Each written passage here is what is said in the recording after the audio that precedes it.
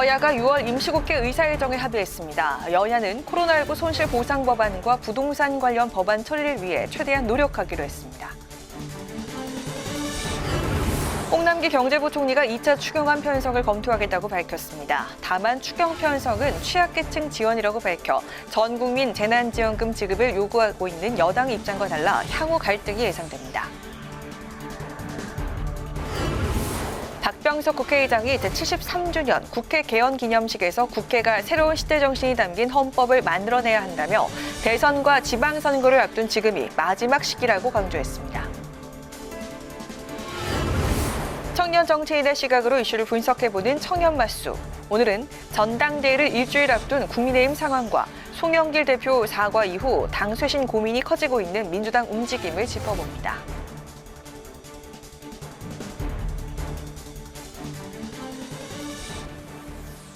여러분 안녕하십니까. 6월 4일 의정종합뉴스 뉴스엔 시작하겠습니다. 여야가 오늘 6월 임시국회 의사일정에 합의했는데 오는 29일과 다음 달 1일 법안 처리를 위한 본회의를 열기로 했습니다. 여야는 이번 임시국회에서 소상공인 손실보상 법안과 부동산 관련 법안 등을 처리하기 위해 노력하겠다고 밝혔습니다. 보도에 임채원 기자입니다. 더불어민주당 한병도, 국민의힘 추경호 원내수석부대표는 오늘 회동을 갖고 6월 임시국회 의사일정에 합의했습니다. 우선 16일부터 이틀간 교섭단체 대표연설을 진행하는데 16일은 더불어민주당 송영길 대표가, 17일은 국민의힘 새 지도부 대표가 연설에 나섭니다. 22일부터는 사흘간 대정부 질문을 실시합니다. 22일은 정치, 외교, 안보, 통일 분야를, 23일은 경제, 24일은 교육, 사회 분야에 대해 진행할 예정입니다. 또 29일과 다음 달 1일에는 본회의를 열어 민생 법안을 처리하기로 했습니다. 특히 여야는 이번 임시국회에서 소상공인과 자영업자를 위한 손실보상법과 부동산 관련법 처리를 위해 노력하기로 했습니다. 손실보상법은 소급 적용 여부가 쟁점인데 여야는 소급 적용에 공감하고 있지만 정부는 형평성 등을 이유로 반대하고 있습니다. 이미 6월 8일 날 산업위에서 법안 소위에서요, 이 손실보상 관련된 그 입법 처리를 위한 상임위가 이미 예정돼 있습니다. 거기 아마 여야 의원들이 머리를 맞대고 그것에 대한 아마 최종 조율을 목표로 진행을 할 거기 때문에. 여야는 지난 4년간 공석이었던 청와대 특별감찰관 임명을 위한 후보 추천도 6월 국회에서 마무리합니다. 민주당과 국민의힘이 각각 한 명씩 추천하고 대한변호사협회가 추천한 2명 중 1명을 확정해 총 3명의 후보를 대통령에게 추천할 계획입니다. 그리고 특별감찰관 임명을 위한 국회 추천 절차를 6월 임시회 중 더불어민주당에서 추천하는 한 분, 또 국민의힘에서 추천하는 한 분, 그리고 대한변협에서 2명을 추천받아서 여야 합의로. 하지만 야당이 요구하고 있는 세종시 공무원 특별 공급 국정조사와 상임위원장 재분배 문제에 대해선 이견을 좁히지 못했습니다. 국민의힘은 법사위원장 자리를 야당이 돌려줄 것을 강하게 요구한 반면 민주당은 법사위원장 자리는 협의 대상이 아니라는 입장입니다. 국회방송 임채원입니다. 정부가 2차 추가 경정 예산안 편성을 공식화했습니다. 코로나19 피해 계층을 중심으로 지원하겠다는 방침을 밝혔는데 전 국민 재난지원금 지급을 추진하는 여당과 입장 차이를 보였습니다. 야당도 재난지원금 지급에 반대하고 있어 앞으로 논의에 난항이 예상됩니다. 보도에 박지영 기자입니다. 홍남기 경제부총리가 완전한 경제 회복을 뒷받침하기 위해 2차 추가 경정 예산안 편성을 검토하겠다고 밝혔습니다. 추경에 필요한 재원은 적자 국채 발행 없이 지난해보다 19조 원 더 늘어난 올해 1분기 국세 수입을 활용해 조달한다는 계획입니다. 홍 부총리는 2차 추경은 소상공인 등 코로나19 피해 계층 대책이 중심이 될 것이라고 강조했는데 전 국민 재난지원금 지급을 추진하는 더불어민주당과 입장차를 보였습니다. 민주당은 추석 전 전 국민 재난지원금 지급 추진 의사를 거듭 밝혔습니다. 일상 회복을 위해 속도를 내고 있는 코로나19 백신 접종과 함께 전 국민에게 8월과 9월 사이 재난금을 지급해 내수 경기를 살려보겠다는 겁니다. 이를 위해 민주당은 2차 추경안이 국회에 제출되는 대로 처리에 속도를 내 다음 달 안에 통과시키겠다는 방침인 것으로 알려졌습니다.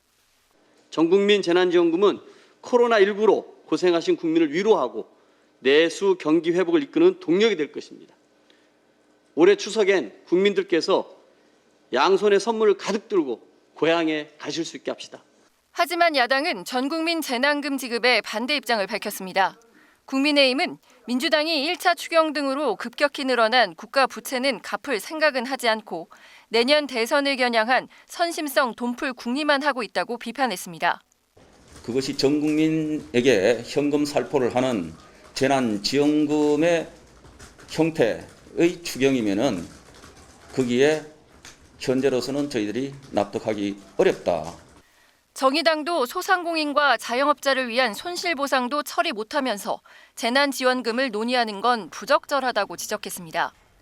정부와 여야 간 입장차 속에 손실보상과 전국민 재난금 지급을 추진할 경우 2차 추경안 규모는 30조 원이 훌쩍 넘을 것이란 전망이 나오고 있습니다. 국회 방송 박지영입니다. 박병석 국회의장이 개헌의 불씨를 되살렸습니다. 오늘 열린 국회 개원 73주년 기념식에서 국민 통합의 핵심은 개헌이라며 국회가 앞장서서 길을 열어야 한다고 강조했습니다. 김동길 기자의 보도입니다. 박병석 국회의장의 국회 개원 73주년 기념사는 개헌에 방점을 찍었습니다. 국민소득 3만 달러 4차 산업혁명 시대에 국회가 새로운 시대 정신이 담긴 헌법을 만들어내야 한다고 밝혔습니다. 또 내년 20대 대통령 선거와 지방선거를 앞둔 지금이 개헌의 마지막 시기라고 강조했습니다. 지금 개헌의 시간을 놓치면 우리는 최소한 40년 전 산업화 시대에 만든 헌법으로 4차 산업혁명 시대를 살아가는 모순을 겪어야 합니다. 박 의장은 국회의장에 취임한 이후 지난 1년 코로나19 상황에서도 일하는 국회를 위해 노력했다고 회고했습니다. 국회법을 정비해 일하는 상시국회 체계를 제도화했고 멈추지 않는 국회를 만들기 위한 화상회의 시스템도 구축했다고 말했습니다. 6년 만에 예산안을 여야 합의로 법정 기한 내에 처리했고 개원 1년 만에 무려 2,270건의 법안을 통과시켰습니다. 대한민국 국회가 개원된 이래 같은 기간 안에 가장 많은 법안을 처리한 기록을 세운 것입니다. 또 박 의장은 미국과 유럽 국회의장 등과 회상회담을 통한 의회 외교에 힘썼고 국회의장 직속기구인 국가중장기 아젠더위원회와 국회 국민통합위원회를 통해 내일을 여는 국회의 초석을 다졌다고 밝혔습니다. 오늘 기념식에는 대한민국 국회의정대상 시상식도 열렸습니다. 박 의장이 취임하면서 일하는 국회와 성숙한 의회 정치 실현을 위한 연장선상에서 추진한 건데 외부 전문가를 포함한 심의위원회의 엄정한 심사를 거쳐 우수 법률안을 발의한 더불어민주당 최혜영 의원과 국민의힘 이명수 의원 등 30명의 의원과 대한민국 미래혁신포럼 등 5개 연구단체가 이상을 수상했습니다. 국회 방송 김동길입니다.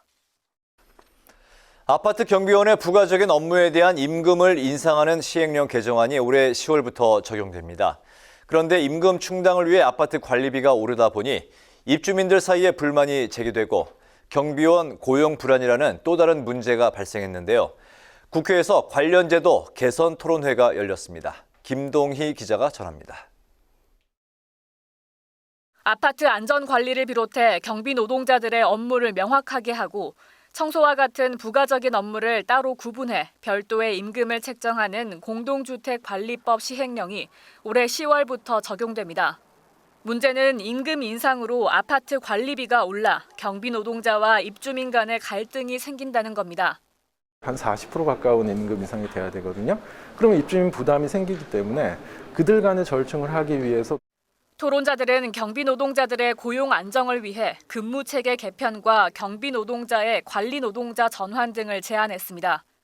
경비원 본연의 경비 업무와 관련성이 낮은 관리사무소 보조 업무는 원칙적으로 제한하는 방향으로 검토하고 있습니다. 토론회에서는 아파트 경비 노동자의 열악한 근무 환경에 대한 지적도 나왔습니다.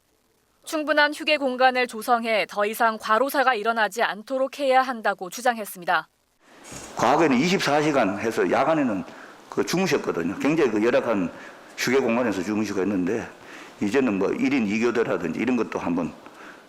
토론회를 주최한 더불어민주당 천준호 의원은 정부가 고용인원을 유지한 아파트에게 지원금을 주는 제도를 검토하는 등 현장의 충격을 완화하기 위한 대안을 미리 마련해야 한다고 촉구했습니다. 국회 방송 김동희입니다. 더불어민주당과 정부는 당정 협의를 열고 정부 과천청사 부지 주택 공급 계획을 변경하기로 했습니다. 당정은 당초 계획된 과천청사 부지를 개발하지 않는 대신 과천지구 등의 자족용지를 주택용지로 전환해 3,000가구를 공급하고 신규 택지 개발을 통해 1,300가구를 확보한다는 계획입니다. 정부는 지난해 8.4 대책에서 과천청사 부지의 주택 4,000가구 공급 계획을 발표했지만 지역 주민들이 과천청사 부지는 녹지로 조성해야 한다며 강하게 반발해왔습니다. 더불어민주당이 공군 여중사 성추행 사건과 관련해 제도 개선에 착수했습니다. 백혜련 최고위원은 군사법 시스템 전반에 대한 개혁이 필요하다며 군사재판 항소심을 민간법원으로 이관하는 내용의 군사법원법 개정안을 추진하겠다고 밝혔습니다. 이 밖에 송영길 대표는 최고위원 회의에서 군내 성추행 문제를 종식시켜야 한다며 서욱 국방부 장관과 직접 통화해 철저한 수사를 당부했다고 말했습니다. 국민의힘은 공군 여중사 성추행 사건과 관련해 문재인 대통령의 사과와 군 지휘부의 책임을 촉구했습니다. 김기현 대표 권한대행은 비상대책위원회의에서 문 대통령이 가슴 앞보다는 유체이탈 화법으로 넘어갈 사안이 아니라며 국군 통수권자로서 국민에게 사과해야 한다고 주장했습니다.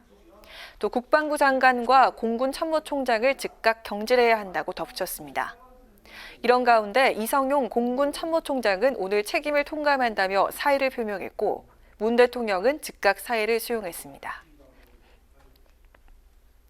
국회는 개원 73주년을 맞아 오늘부터 국회 국민통합위원회 홈페이지를 운영합니다. 국민통합위 홈페이지에 접속하면 정치, 경제, 사회, 세계문화에서 논의하고 있는 국민통합과제와 내용을 살펴볼 수 있고 자유발언대 코너에 직접 의견을 남길 수 있습니다. 국회 사무처는 미래로 나아가기 위한 시대적 과제인 국민통합에 대한 국민들의 생생한 목소리를 듣기 위해서 국회 온라인 소통 창구를 마련했다고 설명했습니다.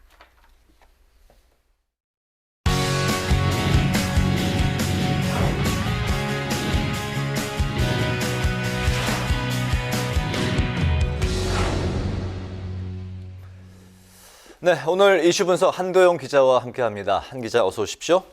네. 국민의힘 이준석 당대표 후보의 이제 기세가 이제 계속 이어지고 있는데 각종 여론조사에서 이제 격차가 더 벌어지고 있고 또 그 오늘 그 나온 한 여론조사에서는 피선거권 자격이 없음에도 불구하고 대통령 선거 여론조사까지도 이제 등장을 했어요. 네, 그렇습니다. 뭐 큰 수치는 아니지만 3% 가까이 나왔는데 그리고 어제도 또 경쟁자들을 또 큰 차이로 따돌리고 있다는 여론조사 결과가 나왔습니다. 네. 이전 최고위원은 이 36%를 기록해서 이 나경원 전 의원을 이 3배 차이로 앞섰습니다. 이 국민의힘 지지층으로 이 대상을 한정한 조사에서도 이전 최고위원은 이 과반을 넘은 53%로 나 전 의원을 2배 이상 앞섰습니다. 당초 나경원 전 의원 그리고 주호영 전 원내대표는 이 당원 투표가 70% 반영되는 본경선에서 이 역전 가능성이 있지 않겠냐 좀 기대하는 분위기였습니다. 하지만 이전 최고위원이 이 국민의힘 지지층에서도 선두를 달리는 것으로 나타나면서 이 상황은 점점 나빠지고 있습니다. 이전 최고위원은 이 당원 50% 이상이 몰린 텃밭, 이 대구 경북에서도 38% 1위를 기록했습니다. 네, 이런 상황에서 김종인 전 비대위원장이 이제 움직였다는 이제 소식이 들려오던데 구체적으로 어떤 움직임을 이야기하는 건가요? 네, 김종인 전 비대위원장이 이준석 전 최고위원의 측면 지원에 나섰습니다. 김 전 비대위원장은 지난 4월에 퇴임한 이후에는 공개적인 이 행보는 좀 자제했는데 어제 대구에서 이 강의 정치에 시동을 거는 모습을 보여줬습니다. 김 전 비대위원장은 경북대 강의를 마친 뒤 기자들을 만난 자리에서 이 전 최고위원이 일반 여론조사에서 51%를 획득했다는 의미를 간단하게 생각하면 안 된다고 말했습니다. 또 같은 날 또 다른 곳에서는 이 전 최고위원이 대표가 되는 게 틀림없다. 이 대선에서 긍정적인 효과가 날 거라고 말했습니다. 김전 비대위원장이 이 같은 입장을 잇따라 내비친 날, 이 국민의힘 당대표 후보들은 이 같은 장소인 대구에서 일정을 진행하고 있었습니다. 이 당대표 후보들과 같은 날 같은 장소에서 김 전 비대위원장이 이 같은 입장을 잇따라 내비친 건 이 전 최고위원에게 확실히 힘을 실겠다는 의도가 있다는 그런 분석입니다. 네. 이준석 전 최고위원이 이제 월등하게 독주하고 있는 상황인데 추격하고 있는 나경원, 주호영 후보는 지금 어떻게 움직이고 있나요? 몇 가지 공통적인 모습이 보이는데요. 먼저 이준석 전 최고위원이 대표가 되면은 국민의당과의 합당이 좀 어려워질 수 있다는 비판입니다. 오늘도 이 두 후보는 각각 라디오에 나와가지고 자신들과 달리 이준석 전 최고위원은 이 국민의당 그리고 안철수 대표와의 합당에 어려움을 겪을 수 있다. 이 때문에 내년 대선까지 어려워질 수 있다고 말했는데 함께 들어보시겠습니다. 네. 사실인데 노골적으로 말씀을 드리면 안철수 당대표의 국민의당과의 이 통합 문제가 굉장히 중요한 문제입니다. 네. 그래서 이 문제를 절대 간과할 수 없다. 저희가 이제 통합을 정말 할 수 있고 네. 또 그리고 안정적으로 대선이라는 전장을 치를 수 있는 가장 중요한 당대표의 덕목이라고 생각합니다. 이준석 후보도 말은 합당한다고 하면서 합당을 어렵게 하는 기분 나쁜 말들을 마구잡이로 쏟아내는 것은 아주 잘못된 거다. 만약에 합당이 무산된다면 그 책임의 대부분을 이준석 후보가 부담해야 되는 것 아닌가. 그렇게 봅니다. 네, 두 후보 모두 이준석 전 최고가 대표가 된다면 국민의당과의 이제 합당이 어려워질 것이다. 이렇게 이제 공격을 하고 있는데 그런 공격의 그 배경은 어떤 건가요? 아무래도 가장 최근에는 이준석 전 최고위원의 이 속갑 발언이 있겠습니다. 이준석 전 최고위원은 지난달에 통합 과정에서 무리한 요구는 들어줄 수 없지만 이 안철수 대표에게 이 속갑은 후하게 쳐드리겠다 이렇게 말했는데 이를 두고 국민의당 권은희 원내대표는 그제 이 약육강식의 인식을 가지고 대하는 모습에서 좌절감이 느껴진다. 이 야권 통합에 부정적인 영향을 줄 수 있다고 말했습니다. 여기에 대해서 다시 이 전 최고위원은 하루 뒤인 어제 이 안철수 대표는 아주 훌륭한 분이다 이렇게 수습에 나섰습니다. 네. 사실 이 전 최고위원의 이 안 대표를 향한 부정적인 입장 표명은 이 하루 이틀 일은 아닙니다. 2016년 20대 총선에서 이 두 사람이 맞붙은 바 있고요. 또 2018년 보궐선거에서는 이 바른미래당 한 지붕 아래에서 이 전 최고위원의 공천을 놓고 유승민계와 안철수계 사이에서 기싸움이 벌어지면서 이 갈등의 골이 깊어졌습니다. 이 전 최고위원이 지금 수습에 나선다고는 하지만 이 국민의힘, 국민의당 간 합당이 어려워지는 거 아니냐 이런 주장이 나오는 이 배경이기도 합니다. 네. 이준석 후보와 이제 안철수 국민의당 대표와의 이제 불편한 관계가 통합의 이제 걸림돌이 될 것이다라는 이제 공격인데. 지금 이제 두 후보가 공격하는 또 다른 이준석 후보를 공격하는 또 다른 지점은 어떤 건가요? 네, 앞서 언급됐던 이 김종인 재등판 가능성에 대한 이 비판입니다. 자신이 이 대표가 되면은 김종인 전 비대위원장을 모셔오겠다고 말한 이준석 전 최고위원과 달리 나경원 그리고 주호영 두 후보는 이 김종인 재등판에 대해서 좀 부정적인 입장이죠. 오늘도 나경원 전 의원은 이 전 최고위원 뒤에 김종인 전 비대위원장과 유승민 전 의원이 있다. 이 상황 정치를 보게 된다고 우려했고요. 주호영 전 원내대표도 김 전 비대위원장이 80이 넘었는데 이 세대 교체하자는 말과 앞뒤가 맞지 않는다 이렇게 비판을 했습니다. 네, 이준석 전 최고위원이 워낙 큰 차이로 이제 선두에 이제 나서고 있는 상황인데 다른 후보들 다른 중진들이 이제 단일화로 연대해서 맞설 그런 조짐은 현재 보이고 있지 않나요? 일단 지금으로서는 없습니다. 어제 여론조사 이 결과로만 보면은 이준석 전 최고위원을 제외한 이 네 후보의 지지율을 모두 합하면 19%가 됩니다. 그러니까 36%를 기록한 이준석 전 최고위원에 비해서는 아직도 좀 차이가 있긴 합니다만 비김종인 그리고 반김종인 이 세력을 하나로 모아서 이 시너지를 노려보면서 이 추격할 발판을 마련한다는 그런 의미는 있겠는데 앞으로 이 단일화 성사 여부는 좀 지켜봐야 되겠지만 일단 어제 이 주호영 전 원내대표는 이 단일화의 단자도 생각해 본 적이 없다. 후배를 이기겠다고 이 다선들이 단일화하는 건 상상해 본 적이 없다고 말했습니다. 네, 현재로서는 여론조사 이제 그 결과를 보면은 나머지 네 후보의 지지율을 다 합쳐도 이준석 후보의 지지율 절반 정도 수준이라는 그런 말씀이군요. 네, 오늘 이슈 분석에서는 전당대회를 일주일 앞둔 국민의힘 이준석 당대표 후보의 구치기의 상황에 대해서 살펴봤습니다. 한도영 기자 수고했습니다.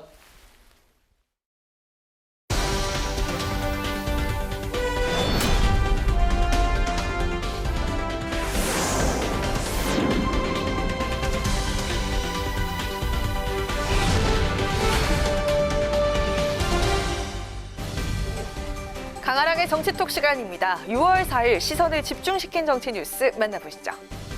자, 오늘의 첫 번째 정치톡, 바로 첫 등장입니다. 요즘 정치권에서 가장 핫한 인물, 국민의힘 당대표 선거에 나선 이준석 후보죠.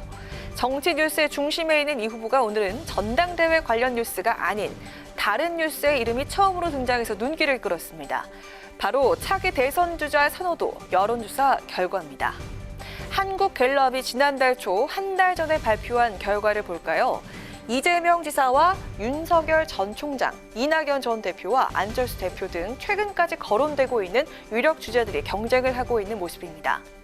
한 달 뒤 오늘 발표된 조사 결과에서는 다음 대통령감으로 누가 좋다고 생각하나? 라는 질문에 이 지사와 윤 전 총장 그리고 이 전 대표에 이어서 3%의 지지율로 4위를 기록한 인물, 바로 이준석 후보입니다. 안철수, 홍준표, 정세균 이 세 사람보다 앞서는 걸로 나왔죠. 여기 거론된 주자들 중에서는 유일하게 국민의힘 소속이기도 합니다.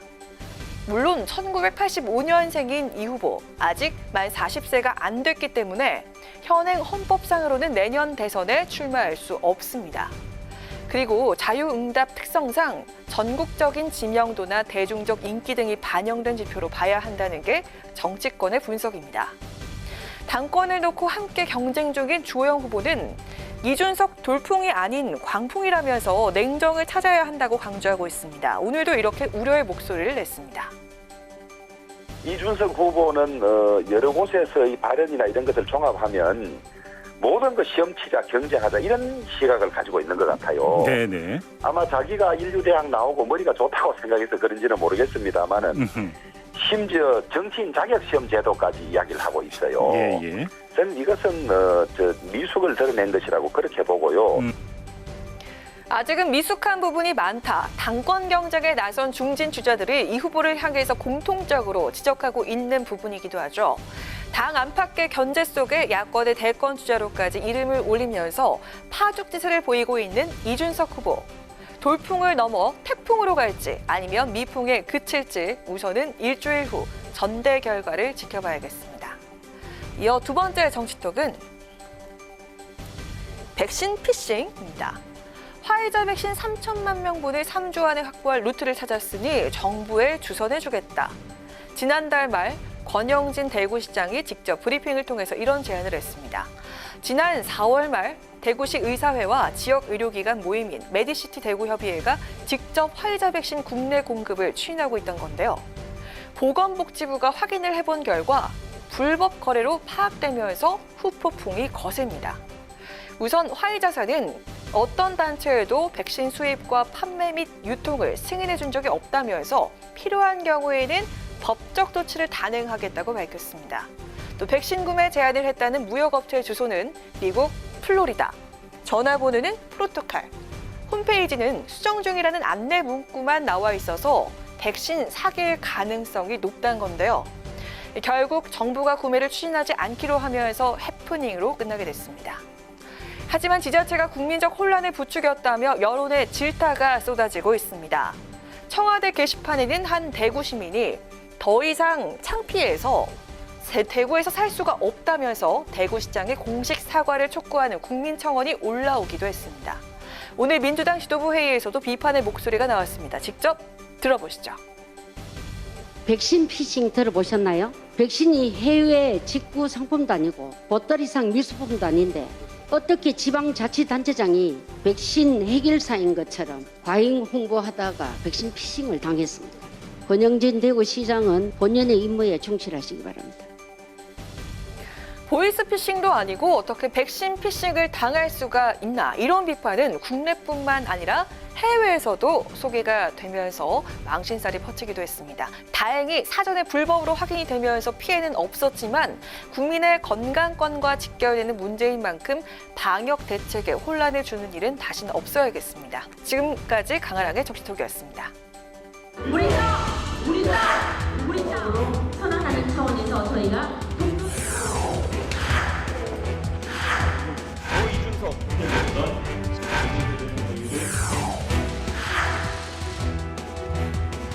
많은 길 동안 경청한 결과를 말씀드리고자 이 자리에 섰습니다. 민주당은 국민과 청년들의 상처받은 마음을 헤아리지 못했던 점을 다시 한번 사과드립니다.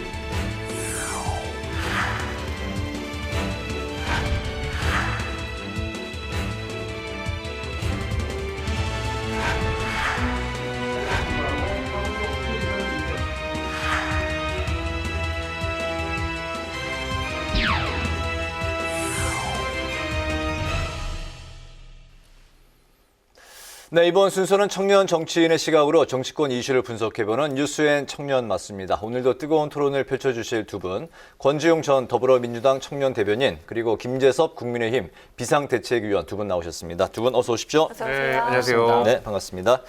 우선 그 국민의힘 전당대회 이야기부터 한번 살펴보겠습니다. 본선을 이제 딱 일주일 남겨뒀죠. 다음 주 이제 금요일. 네, 맞습니다. 6월 11일이 이제 본선이니까 현재 그 이준석 후보의 독주가 각종 언론에서 이제 많이 쏟아져 나오고 있는 상황인데, 뭐 일각에서는 이제 유일한 변수는 이준석 후보가 말 실수를 하느냐 안 하느냐, 뭐 이런 이야기가 나오고 있는 상황입니다.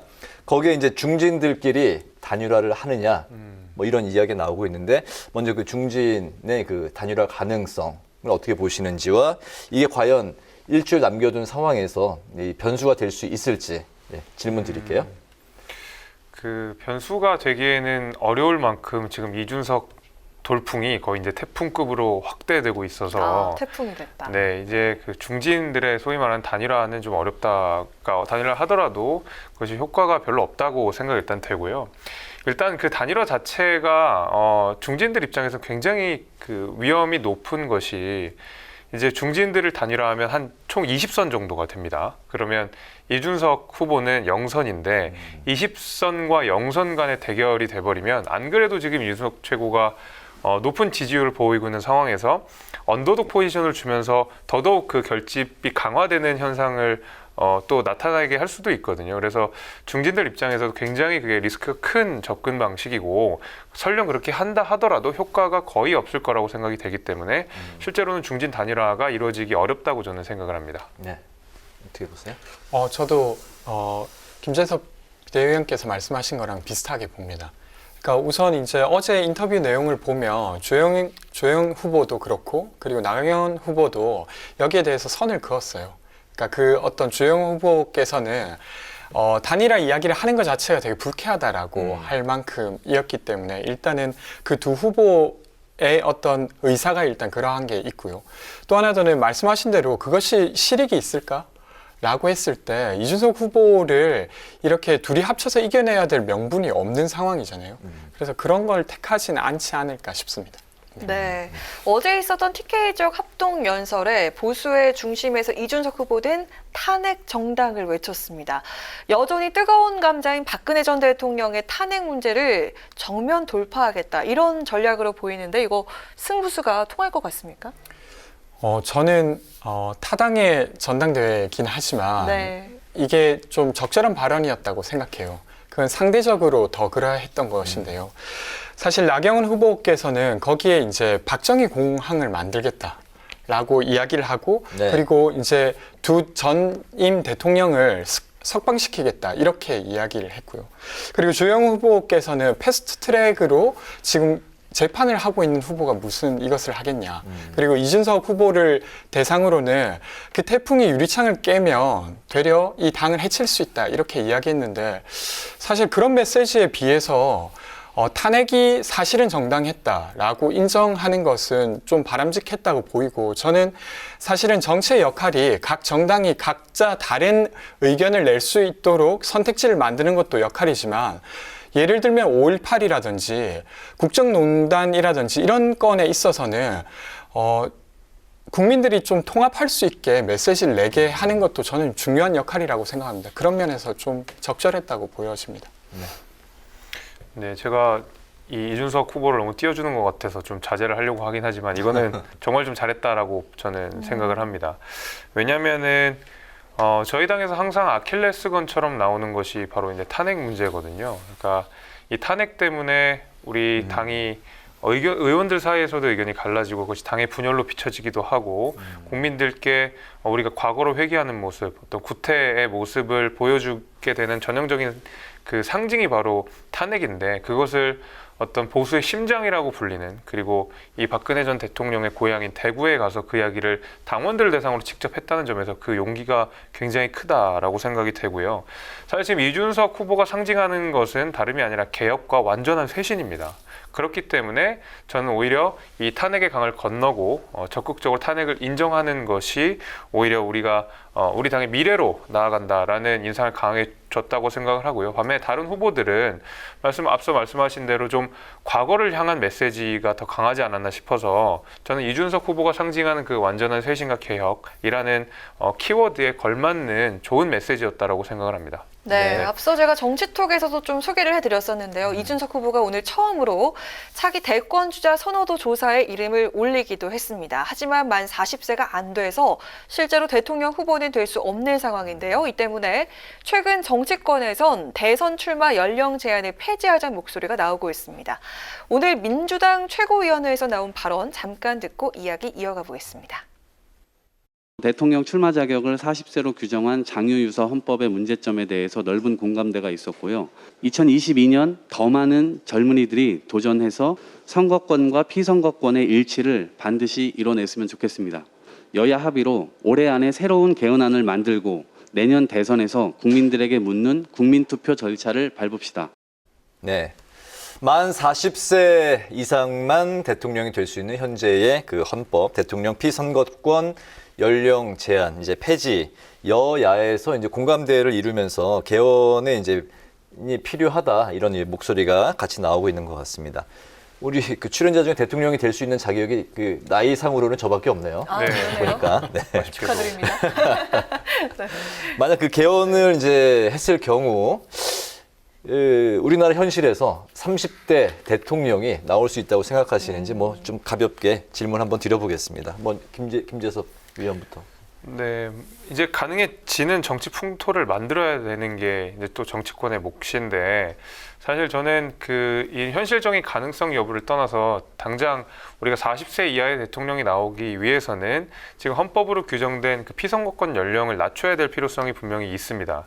근데 여기서 제가 좀 민주당을 비판하고 싶은 부분은 사실 몇 년 전만 해도 젊은 세대는 민주당을 지지하는 성향이 훨씬 더 강했었거든요. 그래서 피선거권 연령 낮추자라는 메시지가 민주당에서 사실 계속 먼저 나왔었어요. 오히려 국민의힘, 민전신인, 새누리당, 미래통합당에서는 피선거권 연령을 낮추는 것에 대해서 오히려 유보적이거나 반대하는 입장들을 더 많이 표시했었거든요. 네.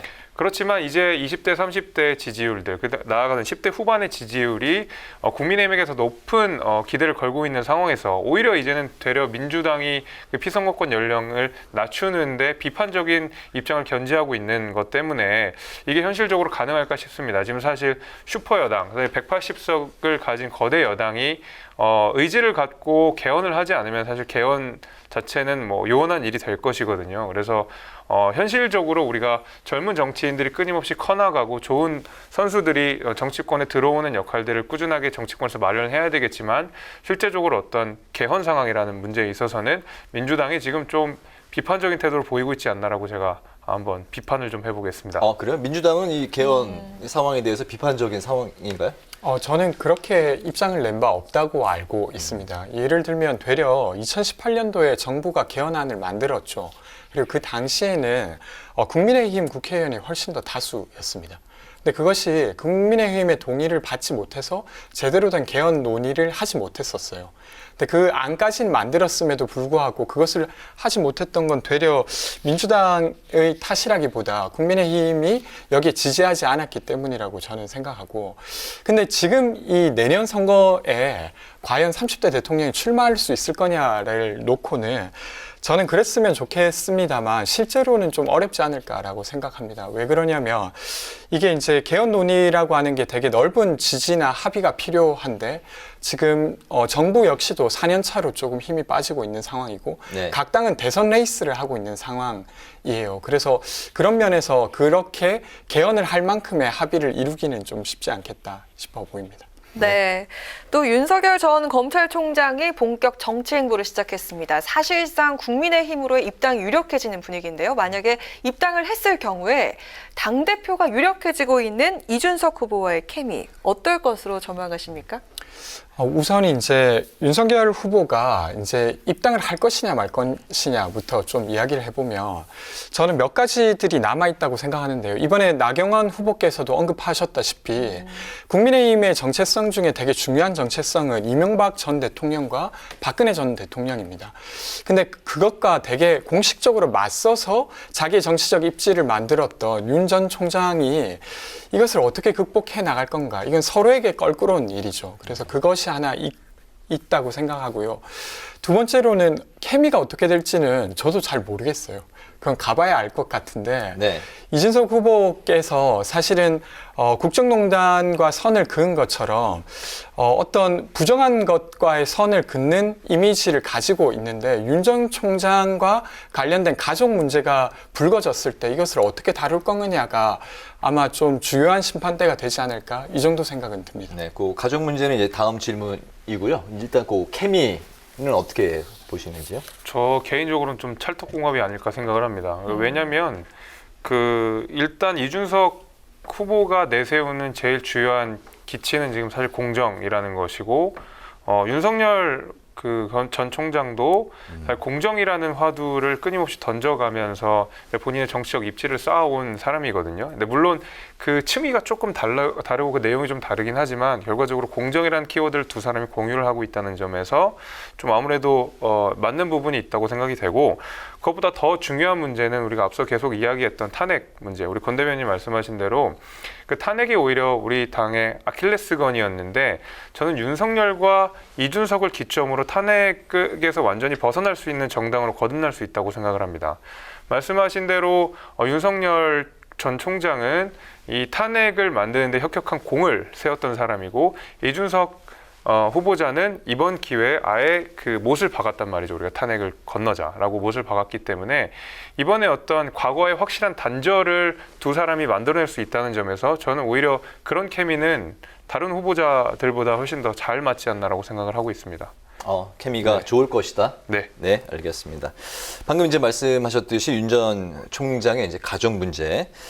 이제 윤 전 총장의 이제 공식 행보와 관련해서 다시 이제 뭐 부인, 장모 문제 관련한 수사 문제가 이제 다시 이제 수면 위로 올라오고 있는데 윤 전 총장은 부인에 대한 검찰 수사가 이제 가혹하다, 정치 공작이다, 이제 이런 입장입니다. 이 문제 어떻게 보시는지 뭐 김재섭 의원부터 말씀하실까요? 네, 이거 뭐 윤 전 총장이 직접 이야기한 것은 아니라고는 하지만 어쨌든 뭐 그것이 전원이든 직접 이야기를 했든 뭐 적절한 발언은 아니라고 생각합니다.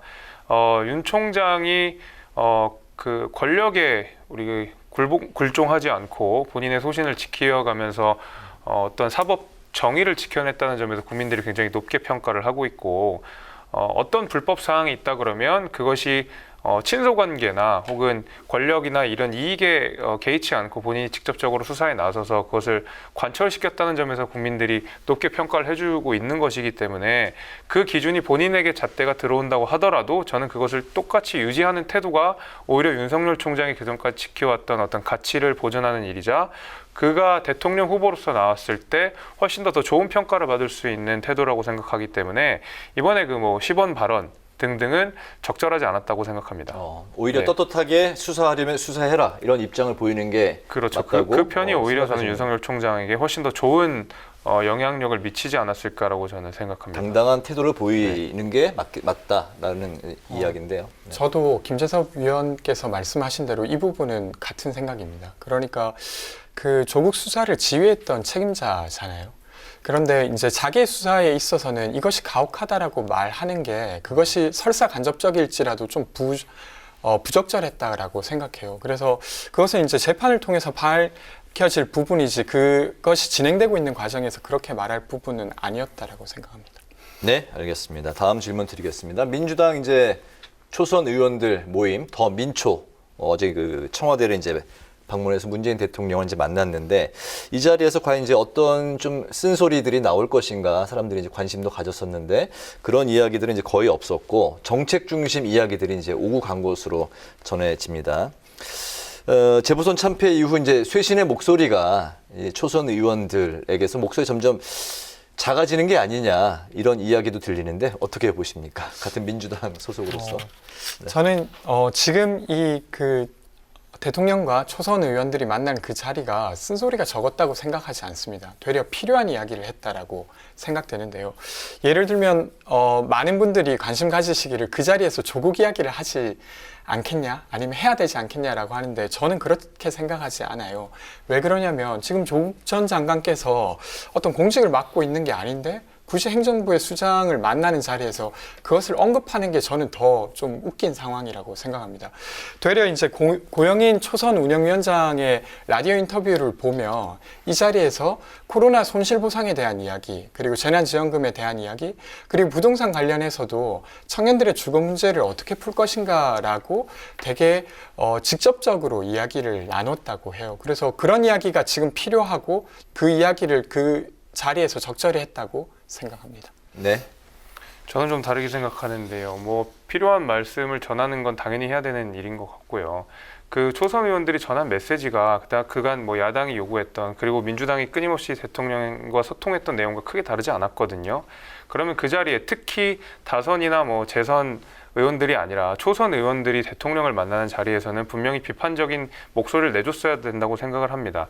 특히 재보궐선거 이후에 당 쇄신의 분위기가 극도로 올라와 있고 마침 또 조국 전 장관이 책을 내고 행보를 시작하면서 국민들이 민주당은 이렇게 변하지 않는 것인가라는 의심들을 품고 있는 와중에서 초선들에 대한 기대가 있었거든요. 기사가 이렇게 초선들에 대해서 실망을 했다라고 나오는 것 자체가 초선들이 분명히 대통령께 전달해야 되는 어떤 국민들의 열망들이 있었다고 생각을 합니다. 근데 그것을 예를 들면 당장 시의적인 문제만 해결하겠다, 당장 뭐 행정적인 문제만 해결하겠다고 해서 그 얘기를 전달했다는 것은 국민들이 민주당을 향해 바라는 개혁의 메시지들을 초선들이 외면했다고 생각을 하고 마침 공교롭게 이준석 후보자가 대구 경북에 가서 탄핵 얘기를 당원들 앞에 대고 정정당당했다고 이야기를 했었던 그날이거든요. 그래서 굉장히 오버랩이 비교가 많이 되면서 저 역시도 민주당 초선 의원님들께 걸었던 기대가 상당히 좀 실망으로 돌아왔다, 이렇게 저는 평가를 좀 하고 싶습니다. 알겠습니다. 네, 그리고 조국 전 장관 문제는 송영길 대표가 이미 공식 사과를 했기 때문에 이제 미래로 나아가야 한다는 게 민주당 초선들이나 대권 주자들 입장인데요. 지난 수요일 대국민 보고회에서 있었던 송 대표의 조국 사태 사과, 청년들은 충분했다고 받아들일까요? 아니요, 저는 충분했다고 생각하지 않습니다. 사과라고 하는 것이 저희가 뭐 연애를 하든 뭐 친구들이랑 사이좋게 지내다 싸웠을 때도 사과라고 하는 것은 발화자가 중심이 아니라 상대방이 중심이어야 되거든요, 철저하게. 근데 그 상대방이 보기에 저 사과를 충분한 사과로 납득할 수 있느냐? 저는 그렇지 않다고 봅니다. 과거에 이해찬 대표가 조국 전 장관 사태 때문에 사과를 한 적이 한 번 있으셨거든요. 그 당시에도 사과 내용을 보면 뭐 정책으로 보답하겠다, 송구스럽다 정도의 굉장히 피상적인 내용들만 이야기를 해서 민주당 내에서도 그 사과 과연 바른 사과냐, 올바른 사과냐의 지적이 있었습니다. 그때보다는 조금 더 진일보했었지만 사실 지금 조국 전 장관에게서 가장 문제가 되고 있는 사모펀드라든지 아니면 이제 증거인멸에 대해서는 사실 이런 방구도 없었거든요. 물론 아직 사법적 판단이 남아있는 영역이라고 하지만 이것이 국민들에게 상당히 큰 아픔을 줬었고, 지난 2019년에 서초동과 광화문에서 국민을 반으로 나눴던 그 조국 전 장관이 우리 국민에게 남긴 상처를 생각해 봤을 때 이번 송영길 대표의 사과는 물론 이렇게 열심히 한 건 알겠지만 제가 듣는 상대방 입장에서 국민의힘을 떠나서 일반 청년으로서 이번 사과는 그렇게 썩 적절하진 않았다, 이렇게 생각합니다. 네. 저는 말씀하신 대로 사실 사과라고 하는 건 받는 부분이 충분하다고 느낄 때까지 해야 되는 거라고 생각합니다. 그래서 그 면에서 앞으로도 필요하다고 하면 그런 어떤 의사나 아니면 그것을 반성하는 노력들은 필요하다고 생각해요. 근데 어쨌건 저는 그 송영길 대표께서 말씀하신 건 적절했다고 봅니다. 그러니까 조국과 관련된 사법적 판단을 제외하고 그것이 법적인 판결로 되지 않더라도 부모가 가진 재력이 어떤 자녀의 구직 과정이나 이런 것에 영향을 미쳤다는 것에 있어서 조국 전 장관도 사과했듯이, 그리고 그것을 민주당도 사과한다라고 한 건 앞으로도 필요하면 해야 될 일이라고 생각하고요. 그런 것은 실제로 이제 사과뿐만 아니라 그것을 개선하기 위해서 문재인 정부는 지금 국민 취업 지원 제도를 만들어서 구직 과정에 부모에게 돈을 지원받지 못하더라도 그것을 완화할 수 있는 제도 등을 만들어 가고 있습니다. 그래서 이런 노력들이 앞으로도 계속 필요하다고 생각합니다. 네, 알겠습니다. 오늘 그 마지막 질문인데요. 대선을 앞두고 이제 세대 교체 바람이 불고 있습니다. 대선 이제 9개월 딱 이제 남겨두고 있는 시점인데 그 두 분 같은 그 청년 정치인이 앞으로 이제 많이 등장을 해서 더 많은 목소리가 나와야 우리 나라 정치 발전에도 기여한다고 생각이 드는데 민주당의 초선 의원이 81명이나 되는데 민주당에는 왜 이준석 같은 인물이 나오지 않느냐 뭐 그런 목소리가 또 있을 수 있는 것 같습니다. 청년 정치인으로서 어떻게 생각하시는지 먼저 민주당 그리고 국민의힘 입장 들어보겠습니다. 일단은 지금 제가 보기에 국민의힘 같은 경우는 국민의힘의 그전에 리더십을 가졌던 세력들이 많이 약화된 상황이긴 합니다. 그리고 그 상황에서 이제껏 차곡차곡 무언가를 쌓아왔던 이준석이라고 하는 새로운 인물이 그것을 뚫고 나오고 있는 것이고요. 민주당의 경우는 그 리더십을 갖고 있는 사람들의 리더십이 아직 완화되거나 그렇지 않았어요. 그리고 대표적으로 문재인 대통령의 지지도 여전하고요.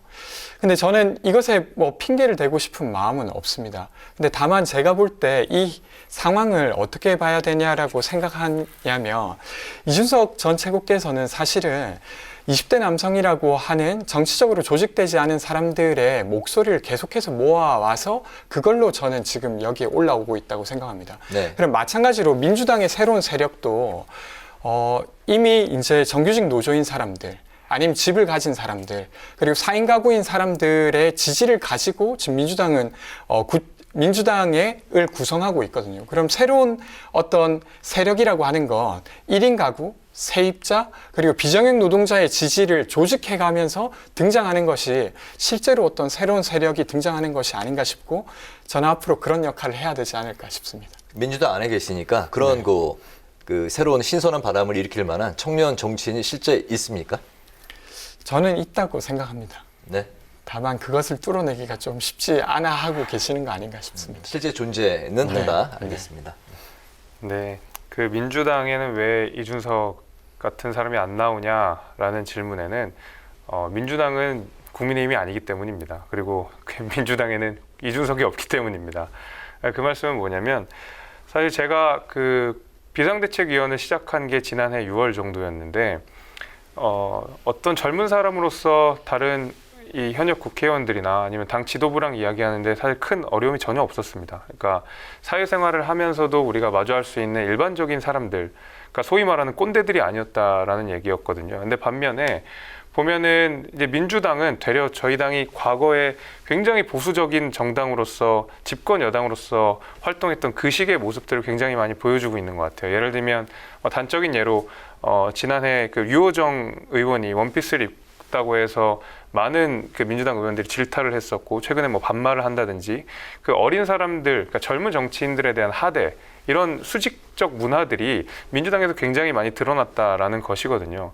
반면에 국민의힘은 뭐 그것이 과거에 우리 당의 권력이었던 분들이 상당 부분 많이 그 나가셨고 지금 힘이 악화된 상황이고 혹은 총선에 낙선을 하셔서 지금 당에서 활동을 안 하시든 여러 가지 이유가 있겠지만 그런 어떤 수직적 문화들이 많이 사라졌다는 것이 지금 국민의힘의 상황인 것이고 그러다 보니까 저희는 오히려 40대, 50대보다 30대, 20대의 정치를 이제 막 시작하는 사람들이 더 많이 치고 올라오는 것 같아요. 그래서 더 가감없이 얘기하고 그간 우리가 정치인이 아니었던 시절에 아주 가깝게는 뭐 1, 2년 전에 사회인으로서 느꼈던 것들을 거침없이 얘기할 수 있는 그런 문화가 되다 보니까 이준석 같은 사람이 나와서 당대표 후보까지 되는 그런 기현상까지 나타난다고 생각합니다. 네, 뭐 더 이상 뭐 언급 없으시면 마무리할까요? 근데 아니면 짧게 부탁드릴게요. 조직 문화가 설마 그렇게 하겠습니까? 근데 실제로 민주당 내에서도 되게 민주적으로 소통을 잘 하고 있고요. 다만 어쨌든 저는 응원 드리고 싶습니다. 그 어떤 이준석 후보의 내용이나 여기에 있어서는 좀 비판적인 부분이 있지만 그렇게 새로운 사람들이 이야기할 수 있는 공간을 만들어내고 있다는 점에서는 훌륭하게 생각합니다. 네, 청년 정치인 그리고 새로운 정치 앞으로도 뭐 계속 이제 청년 마수 이 시간에 이야기를 하도록 하겠습니다. 오늘 그 청년 마수에서는 전당대회를 일주일 앞둔 국민의힘의 상황 그리고 당 쇄신 고민이 커지고 있는 민주당 쇄신을 중심으로 살펴봤습니다. 지금까지 권지웅 전 더불어민주당 청년 대변인, 김재섭 국민의힘 비상대책위원과 함께했습니다. 두 분 말씀 고맙습니다. 네, 고맙습니다. 주말인 내일도 전국에 쾌청한 하늘이 이어지겠습니다. 낮 동안 서울이 25도, 남부지방은 30도 안팎의 초여름 더위를 보이면서 오늘보다 더 더워지겠습니다. 특히 자외선이 무척 강할 것으로 보이니까요. 야외 활동하실 때 자외선 차단에 신경을 써주시기 바랍니다. 오늘 뉴스에는 여기서 마치겠습니다. 편안한 주말 보내시기 바랍니다. 시청해주신 여러분 고맙습니다.